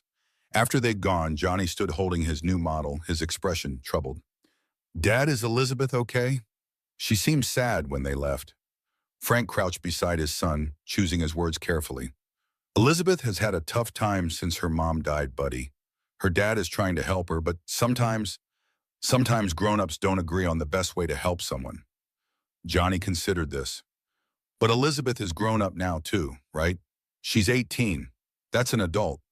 "Legally, yes," Frank acknowledged. "But becoming an adult isn't just about age. It's about being able to make your own choices and take care of yourself." "Elizabeth could take care of herself," Johnny said with the confidence of a child who had decided someone was capable. "She's smart, and she can draw really good, and she knows all about cars." Frank smiled sadly. "It's more complicated than that, buddy. Elizabeth has been through something really hard, and she's still finding her way back from it." Johnny nodded solemnly, then brightened. "Maybe we could help her, like how you helped me after Mom died. You said working on cars together made both of us feel better." Frank ruffled his son's hair, heart aching at the innocent wisdom in his words. "Maybe so, buddy, but right now, it's up to Elizabeth and her dad to figure out what's best for her." As they returned to their work, Johnny carefully placing his new Mustang model in the center of his display, Frank completing the oil change he'd abandoned during the Morgan's visit, Frank couldn't shake the feeling that a critical moment had passed. Elizabeth had turned 18 legally, an adult, yet she'd left with her father as obediently as a child, returning to a treatment plan she'd indicated she didn't want. Frank understood the paralyzing effects of trauma better than most. He'd seen strong Marines rendered passive by the aftershocks of combat, unable to assert themselves or make decisions in the civilian world that had once been their home. Recovery wasn't a straight line, and Elizabeth's path would necessarily be complex. Still, as he closed up the garage that evening, Frank found himself hoping that Elizabeth Morgan had found something in his humble garage that might help her claim her voice again, not just in notes written to an 8-year-old boy who loved cars, but in the larger decisions that would shape her future. Little did he know that the next time he saw Elizabeth Morgan, circumstances would test them all in ways none of them could have anticipated. 3 days passed with no word from Elizabeth or the Morgans. Frank tried to focus on the steady rhythm of the garage oil changes, brake jobs, tune-ups, but found his thoughts returning to the silent girl who had briefly shared their space. Johnny, too, seemed subdued, carefully arranging and rearranging his model car display each afternoon, paying special attention to the museum-quality Mustang that now occupied its center. On Thursday morning, Frank arrived at the garage to find a formal envelope wedged into the doorframe. Inside was a check for an amount that made him blink twice to confirm he wasn't misreading the zeros, along with a handwritten note on Morgan Technologies' letterhead. "Mr. Harmon, this represents fair compensation for your time and any disruption to your business. I appreciate your patience with Elizabeth's visits, but must insist there be no further contact. Her doctors strongly advise against continued distractions from her treatment protocol. The matter is not open to discussion. Harrison Morgan." Frank stared at the check, $500,000, feeling a complex mixture of anger and concern. Morgan was attempting to close the door on Elizabeth's connection to the garage with the one tool he trusted most: money. It was efficient, impersonal, and entirely in character for a man who believed every problem had a price tag. Without hesitation, Frank took his lighter from his pocket, held the check over the metal trash can beside his desk, and set it aflame. He watched the expensive paper curl and blacken the authorized signature, disappearing into ash.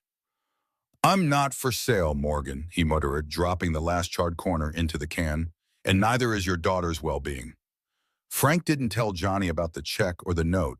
The boy asked about Elizabeth each day, his questions gradually becoming less frequent as the week progressed.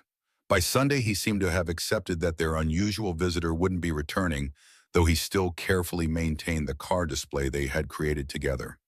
Monday morning arrived with the first real cold snap of the season, frost etching delicate patterns on the garage windows. Frank had just finished his first cup of coffee when he heard the distinctive rumble of a high-end engine outside. Not the Escalade, something with more horsepower and less restraint. Through the frosted glass, he saw a sleek charcoal gray Audi RS7 pull into the lot. For a moment, Frank thought Harrison Morgan had sent another emissary with a larger check. Then the driver's door opened and Elizabeth Morgan stepped out.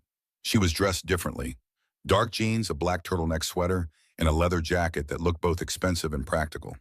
Her hair was loose around her shoulders rather than in its usual ponytail, and she moved with a purposeful energy Frank hadn't seen before. Frank wiped his hands and opened the garage door. "Elizabeth, wasn't expecting to see you again." She met his eyes directly, then held out a folded piece of paper. Frank accepted it, recognizing her elegant handwriting. "I turned 18 last week. I am now legally responsible for my own medical decisions. I've discharged myself from the treatment center in Boston. My father doesn't know I'm here. I need somewhere to stay while I figure things out. Can you help me?" Frank read the note twice, weighing the implications. Elizabeth was essentially running away from home, a home with a powerful, wealthy father who wouldn't take her departure lightly. Harboring her could be seen as interference, possibly even kidnapping, if Morgan pushed the legal angle. "Elizabeth," Frank said carefully, "this is a complicated situation. Your father sent me a letter explicitly asking me not to have contact with you." Elizabeth's expression didn't change, but her shoulders tensed. She took back the note wrote beneath her original message and returned it to Frank. "I understand if you can't help. I just didn't know where else to go." The garage felt safe. The simple honesty of those words, "the garage felt safe," struck Frank deeply.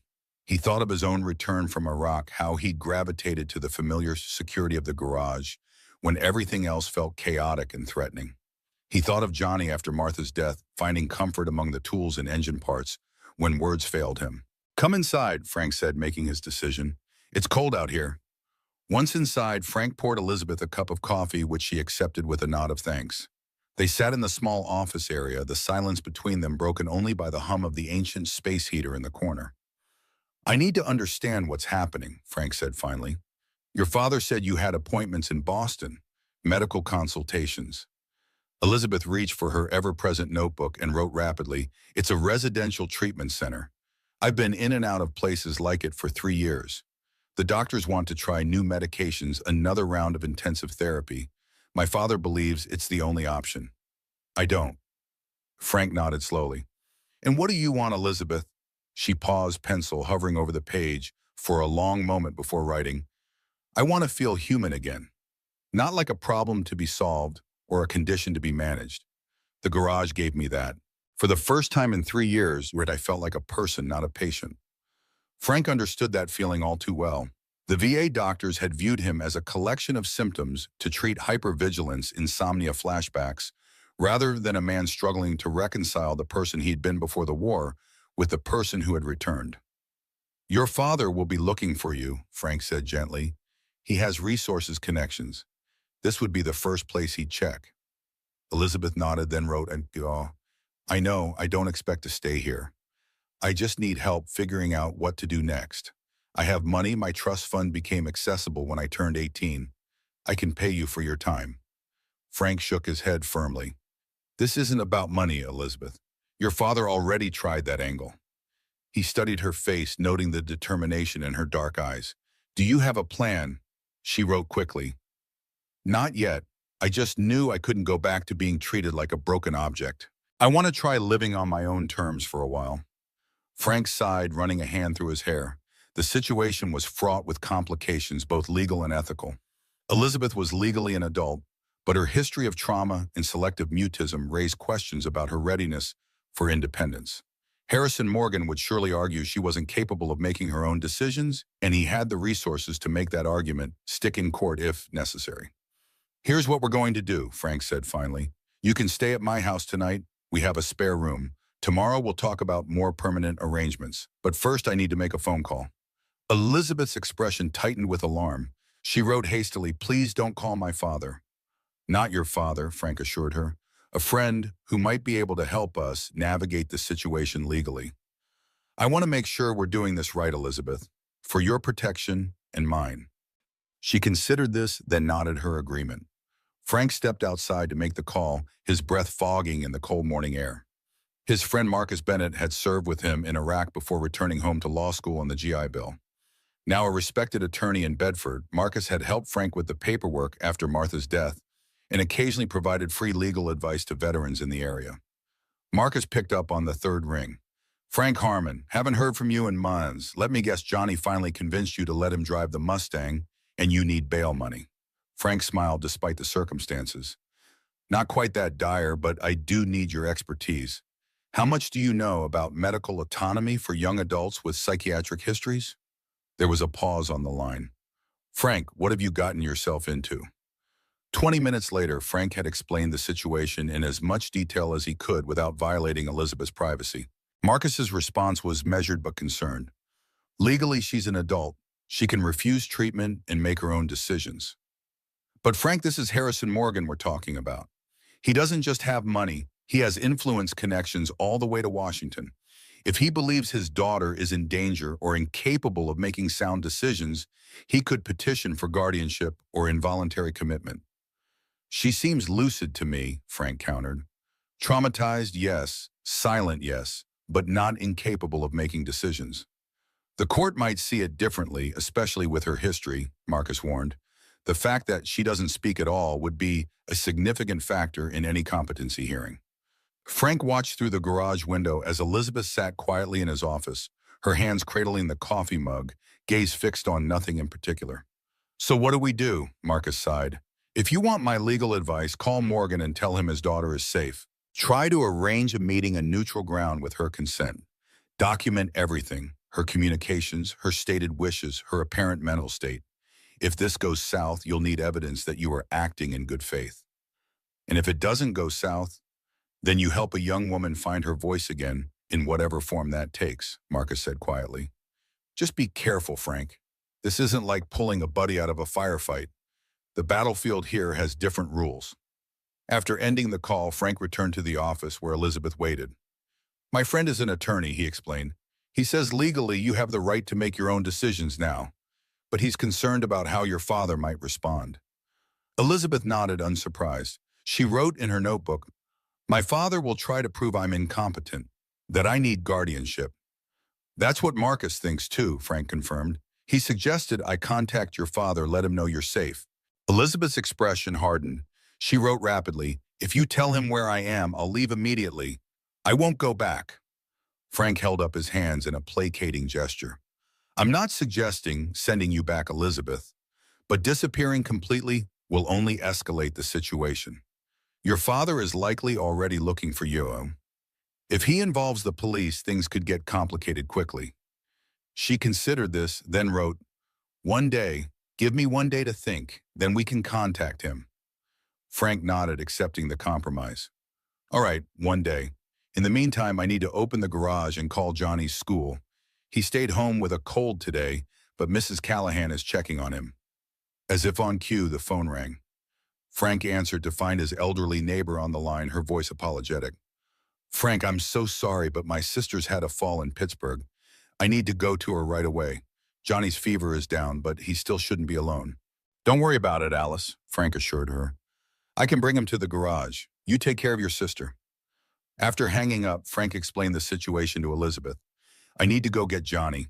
He's got a mild cold, nothing serious, but he can't stay home alone. He'll be excited to see you." Elizabeth nodded, a hint of warmth entering her expression at the mention of Johnny. "Will you be okay here for about 20 minutes? Help yourself to more coffee if you want." She wrote quickly, "I'll be fine, thank you, Frank." The drive to his house took less than 10 minutes. Frank found Johnny in his pajamas on the couch watching a documentary about classic muscle cars and looking considerably better than he had that morning.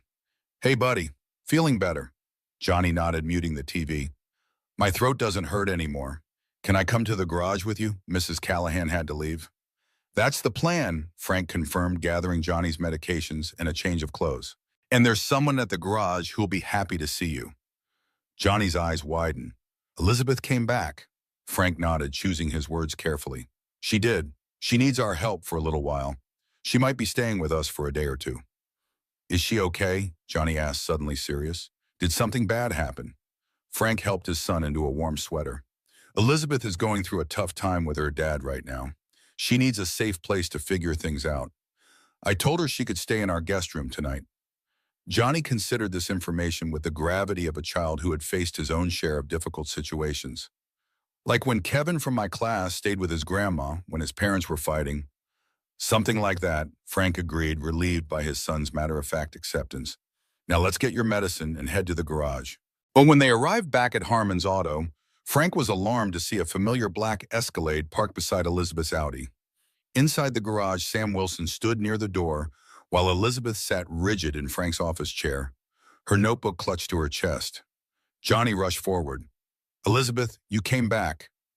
Elizabeth's expression softened at the sight of Johnny, though her posture remained tense. She gave him a small nod of greeting. Frank approached Sam, keeping his voice low. "How did you find her so quickly?" Sam's professional demeanor was firmly in place, but Frank detected a hint of discomfort in his stance. "The car has GPS tracking, standard security protocol for all family vehicles." "Does Morgan know she's here?" Sam nodded. "He's on his way from Boston. ETA approximately 40 minutes. Frank processed this information, glancing at Elizabeth, who was showing Johnny something in her notebook while keeping a wary eye on the adults' conversation. "What's your role in this, Sam?" Frank asked directly. "Are you here to take her back by force?" Something like offense flashed across Sam's face. "I'm here to ensure Miss Morgan's safety as always. She left the facility without notifying anyone." Mr. Morgan was concerned. "She's 18, Frank pointed out. Legally an adult. Mr. Morgan is aware of her legal status." Sam replied carefully. "He's also aware of her medical history and the recommendations of her treatment team." Frank studied the security man, sensing there was more to his position than professional duty. "You've been with her for years, right? Since before the accident?" Sam nodded once, his expression guarded. "In your professional assessment, is Elizabeth in immediate danger from herself or others?" Sam hesitated, glancing at Elizabeth, who was now helping Johnny organize a section of his model car, display her movements calm and purposeful. "No," he admitted finally. "But Mr. Morgan believes—" "I'm not asking what Morgan believes," Frank interrupted. "I'm asking for your assessment. You've spent more time with Elizabeth than anyone since the accident. Is she incapable of making her own decisions?" Sam's professional mask slipped slightly.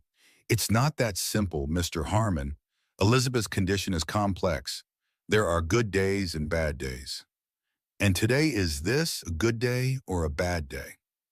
Sam watched as Elizabeth carefully adjusted the position of a model car, following Johnny's animated instructions. "Today appears to be a good day." Frank nodded, sensing an unexpected ally. "When Morgan arrives, I'd appreciate it if you'd share that assessment with him." Sam didn't commit either way, but his silence wasn't a refusal. He returned to his position near the door, maintaining his vigilance, while giving Elizabeth and Johnny space. For the next half hour, the garage existed in a strange limbo.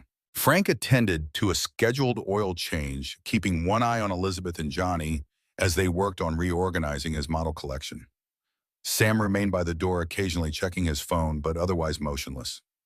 No one mentioned the impending arrival of Harrison Morgan, though the knowledge of it hung in the air like the scent before a storm. At precisely 11:42 a.m., a black Rolls-Royce Ghost pulled into the lot, its sterling silver Spirit of Ecstasy hood ornament catching the late morning sunlight. Harrison Morgan emerged dressed for battle in a perfectly tailored charcoal suit that projected authority and control. His face was a mask of contained fury as he entered the garage. "Elizabeth," he said, his voice tight with restrained emotion, "this is completely unacceptable." Elizabeth didn't look up from the model car she was examining with Johnny. Her hands trembled slightly, but her posture remained defiant in its stillness. Morgan turned his attention to Frank. "Mr. Harmon, I thought I made myself clear in my letter." "You did," Frank acknowledged, wiping his hands on a shop rag as he approached. "But Elizabeth came here of her own accord. As an adult, that's her right." Morgan's expression hardened. "My daughter is not capable of making rational decisions about her care. Her doctors have been explicit about this. By harboring her, you are interfering with necessary medical treatment." "I'm not harboring anyone," Frank replied evenly. "Elizabeth arrived this morning. She asked for help. I offered her a safe place to stay while she figures out her next steps." There are no next steps to figure out, Morgan snapped. Elizabeth's treatment plan is comprehensive and carefully managed by experts who understand her condition.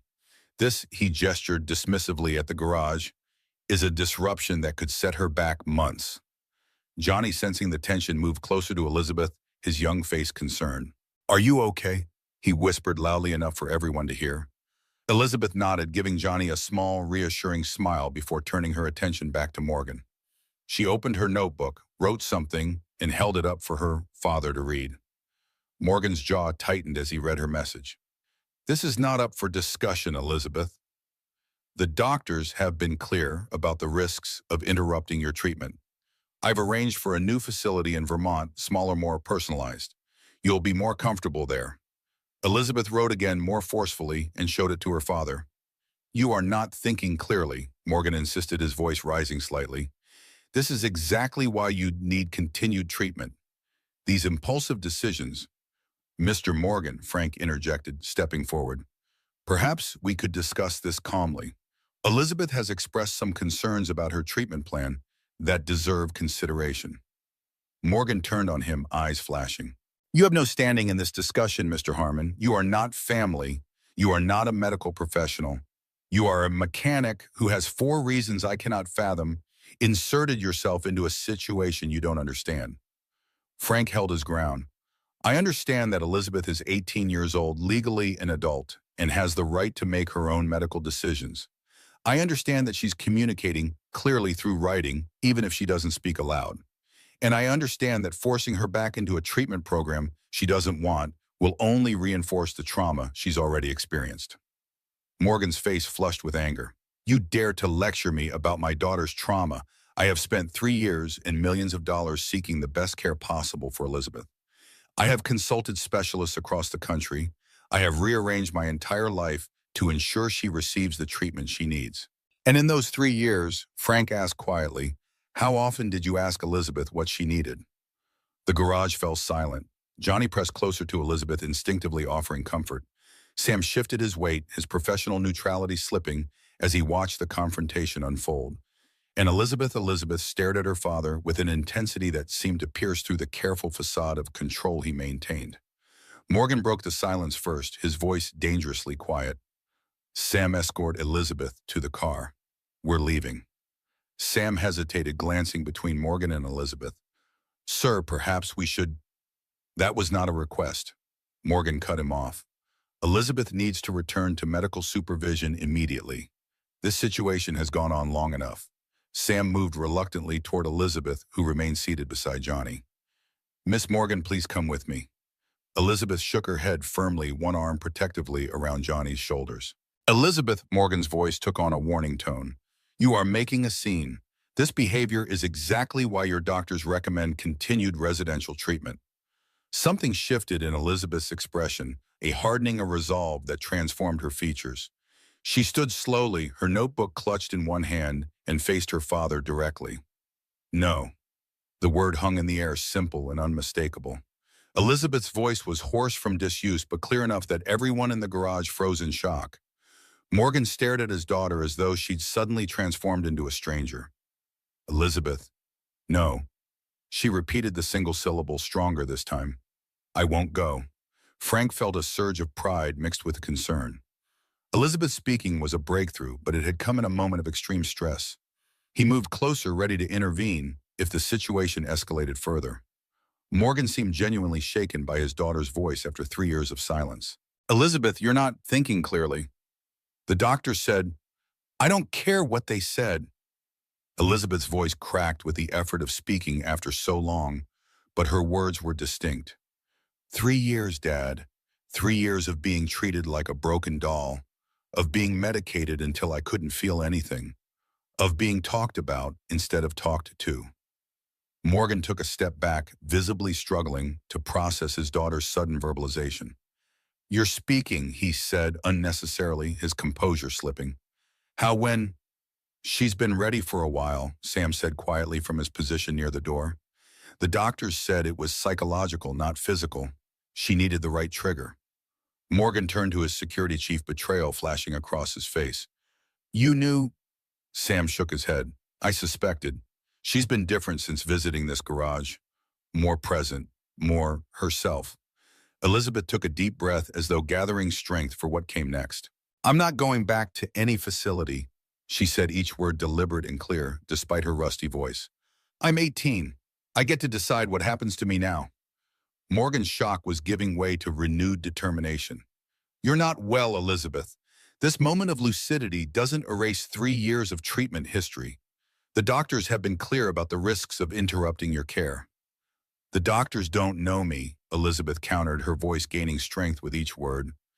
They know my file. They know my symptoms. They don't know me. Johnny, who had been watching the exchange with wide eyes, suddenly spoke up. Elizabeth is smart, Mr. Morgan. She helps me with my cars and teaches me to draw. She's not broken. Morgan glanced down at the boy momentarily, thrown off balance by the simple defense. Before he could respond, Frank stepped forward. Mr. Morgan, I think we all need to take a breath here.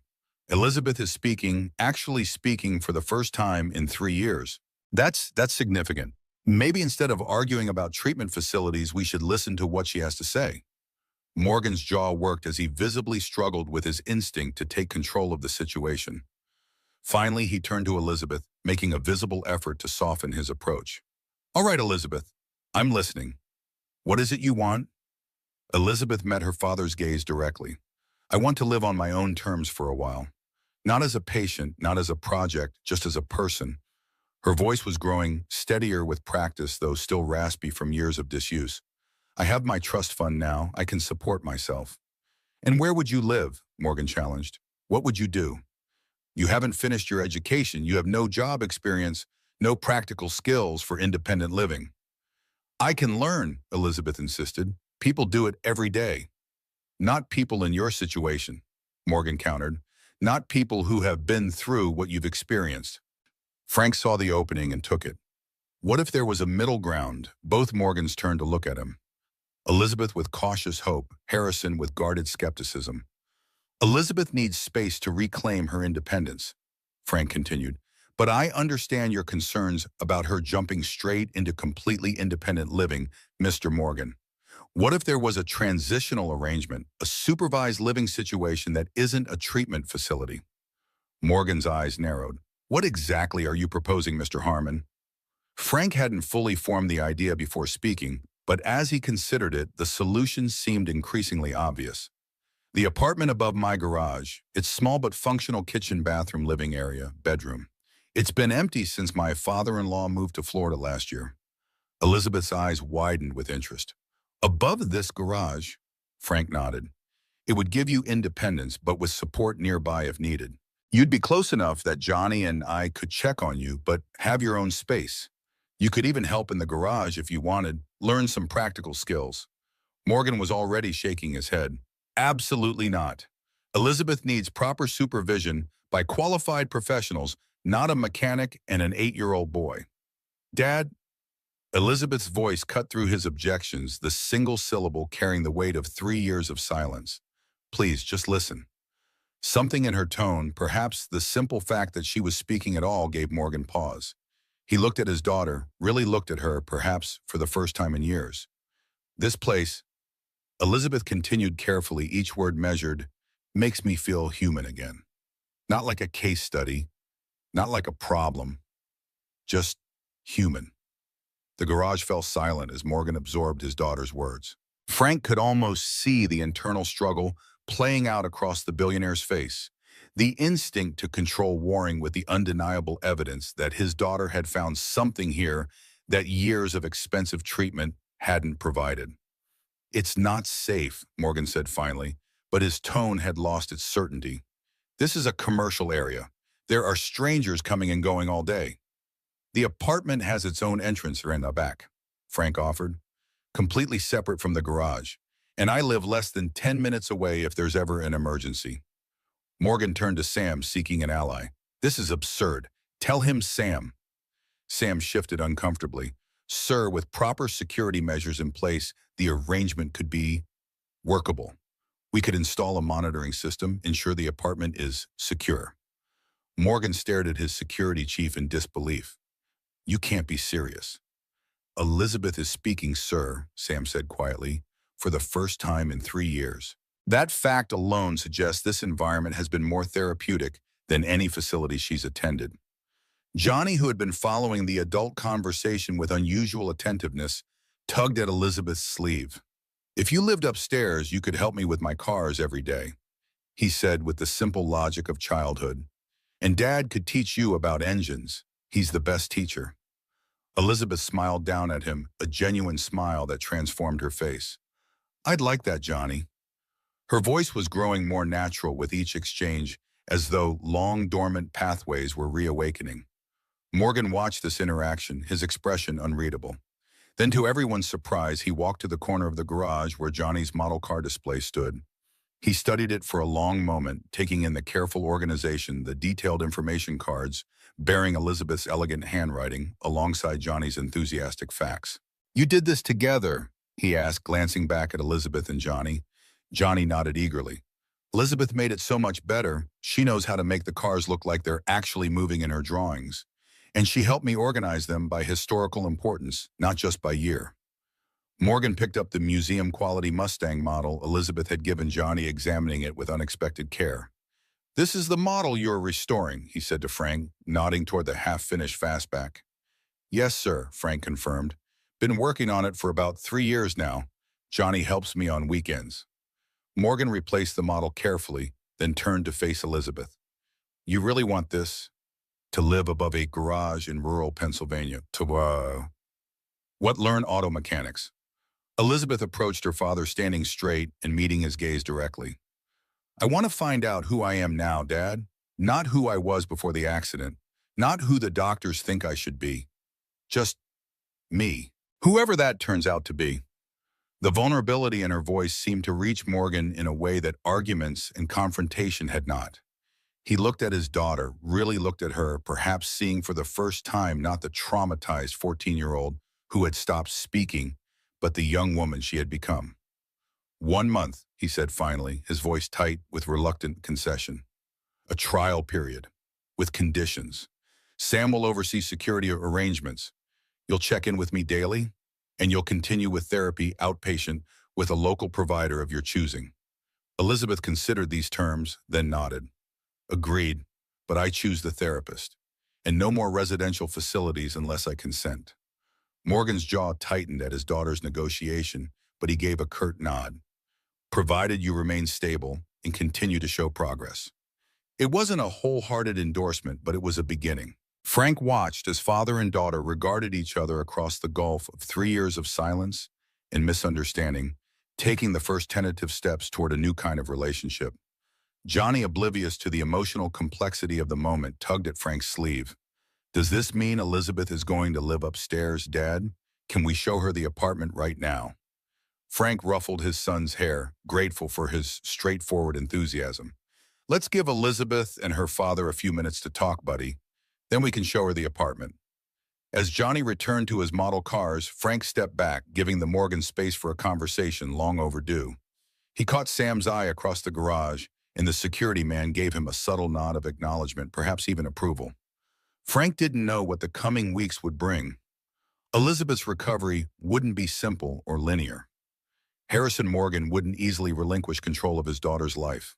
And the garage that had been Frank and Johnny's private sanctuary would be forever changed by the presence of the young woman who had found her voice within its walls. But as he watched Elizabeth speaking softly with her father, hesitantly at first, then with growing confidence, Frank felt the same satisfaction he experienced when restoring a classic car. The knowledge that sometimes with patience and the right tools, what seems irreparably broken can find its way back to wholeness again. Not the same as before, perhaps, but whole in its own way. And sometimes Frank knew that was enough.